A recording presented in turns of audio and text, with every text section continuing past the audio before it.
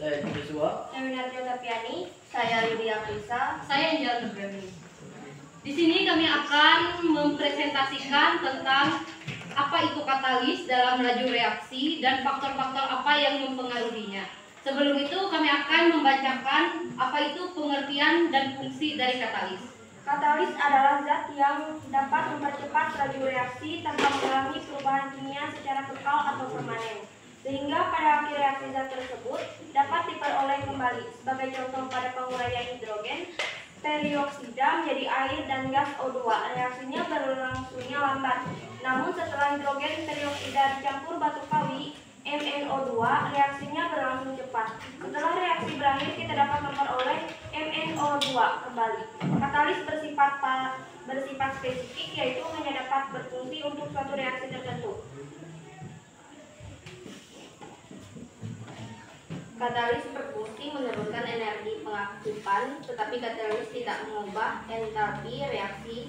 Energi pengaktifan adalah energi minimal yang harus dimiliki atau diberikan kepada partikel agar cukupannya menghasilkan reaksi. Adanya katalis mengakibatkan terbentuknya tahap-tahap reaksi tambahan yang memberikan jalan lain dengan energi pengaktif lebih rendah.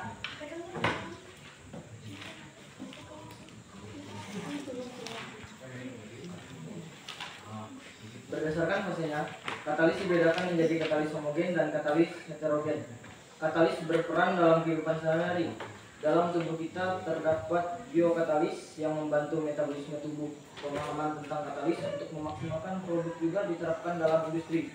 Contohnya dalam pembuatan amonia dengan proses Haber, pembuatan asam sulfat dengan proses kontak, dan pembuatan asam nitrat dengan proses Ostwald. Faktor-faktor yang mempengaruhi performa katalis antara lain adalah sifat fisika dan kimia katalis,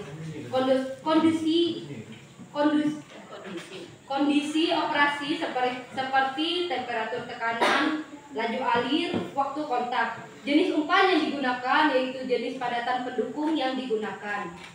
Pengaruh faktor katalis terhadap laju reaksi yaitu memungkinkan reaksi berlangsung lebih cepat atau memungkinkan reaksi pada suhu lebih rendah akibat perubahan yang dipicunya terhadap reaksi. Katalis menyediakan suatu jalur pilihan dengan energi aktivitasi yang lebih rendah. Katalis mengurangi energi yang dibutuhkan untuk berlangsungnya reaksi. Di sini kami mengambil satu buah contoh katalis yang berbentuk ragi tapai. Sebelumnya kami akan membacakan apa itu ragi tapai. Ragi tapai merupakan suatu inokulum atau starter yang digunakan untuk fermentasi tapai. Ragi tapai mengandung beberapa mikroba dan enzim hidrolase. Alat dan bahan pembuatan tapai yang kami butuhkan yaitu singkong, ragi, air secukupnya, dan gula secukupnya. Kemudian daun pisang. Alat yang kami butuhkan yaitu daun pisang, baskom, panci, piring, garpu, sendok, pisau, dan lain-lain. Teknik yang digunakan dalam pembuatan tapai yaitu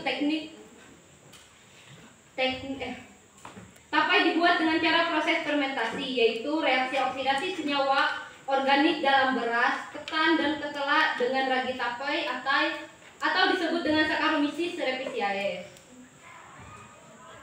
Tujuan dari pembuatan tapai singkong bisa menjadi superfood untuk sistem pencernaan. Melalui proses fermentasi dapat meningkatkan produksi probiotik dan asam laktat. Hal tersebut bermanfaat untuk meningkatkan sistem kerja pencernaan dalam membunuh bakteri jahat dan meningkatkan performa bakteri baik dalam sistem pencernaan. Proses fermentasi tapai kami lakukan biasanya dilakukan kurang lebih 2-3 hari. Kami mengambil 3 hari, tapi karena pertama kali mencoba dan melihat tutorial dari YouTube, hasilnya kurang sempurna dan masih ada rasa asam-asam. Mati balik. Kalau seleranya pas, kalau tidak biasa ya. Sekian presentasi mengenai apa itu katalis dan faktor-faktor yang mempengaruhi katalis. Kemudian ragi lagi dalam pembuatan tapai. Sekian presentasi dari kelompok kami.